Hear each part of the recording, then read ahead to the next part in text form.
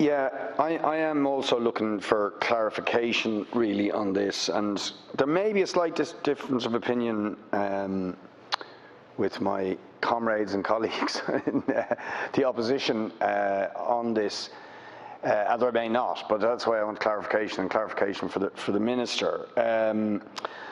I mean, anything that is going to reinforce or underpin unaffordable house prices as they exist in the epicentres of the housing crisis at the moment, I am very much against. And any kind of influence that the unaffordable market prices might have on the actual price of affordable housing that is being delivered by the state is unacceptable to me. And I think this is the fundamental problem. It should have no influence, because the market at the moment is the problem. It is out of the reach of 70 to 80% of people. They just can't afford these house prices. That is most certainly the case in my area, most of Dublin, and many of the other urban centres, and not even exclusively urban areas. So that is, the whole point is the state needs to do something that breaks with that logic if it is going to deliver housing that is genuinely affordable. But the Minister in this legislation and in all the other pieces of housing legislation that he trumpets leaves not only the door open, but very explicitly brings the market back in and brings private interests who are concerned with market prices and profits they can make, and that guarantees, to my mind, unaffordability. However, I will say that if it's a choice between a vulture or cuckoo fund buying up an estate or a local authority buying up a estate, I'd rather the local authority bought it.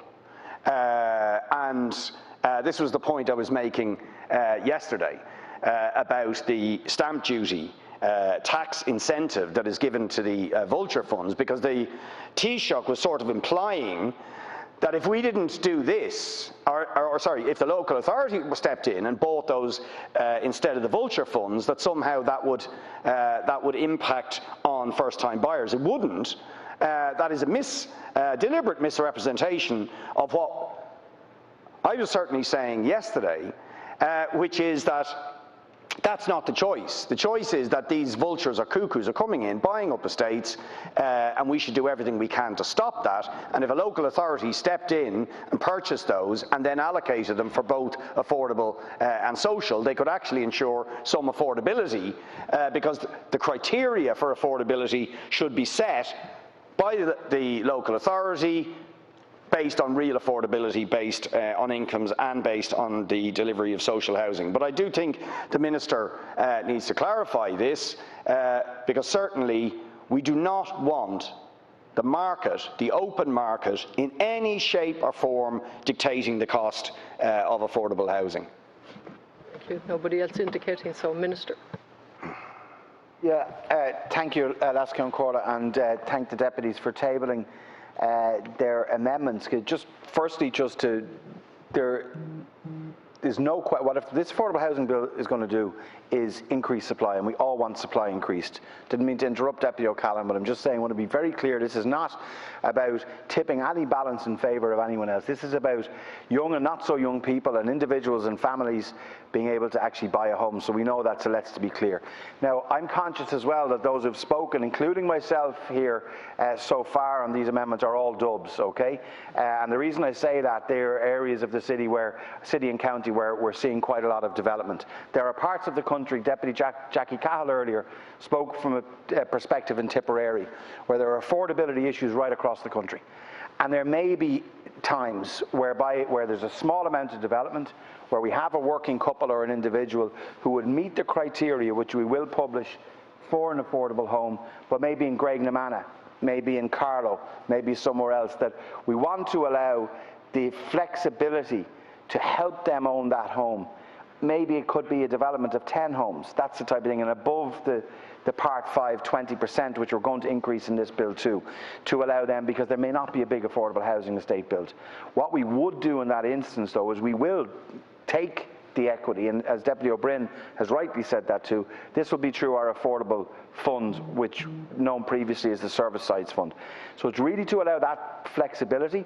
I don't want the facilities that we're bringing through, obviously the acute areas of affordability relate to our main cities, particularly of Dublin, particularly Cork, but across the country we're seeing this issue. So I want to ensure that citizens across the country, through their local authority, would have the ability to be able to own an affordable home too. Obviously, the preference is, and what we want to do is to get the local authorities building these homes, mixed tenure, which again this bill is going to allow, and I've already issued a circular to all local authorities around bringing forward mixed tenure, social and affordable schemes, where heretofore they've been only on their own lands been able to bring forward just single tenure social schemes, which are really important, but we want a mixed tenure with social and affordable, because they're going to be allowed to do that now with the passing of this bill, and I've asked them to do so. So in this instance, very specifically, I think, look, I wouldn't see this as anything that is going to be, the norm, but it allows in places, as I said, where there may not be a lot of development in other parts of the country outside of our main regional cities, that it allows that flexibility, and that's the purpose of the provision here.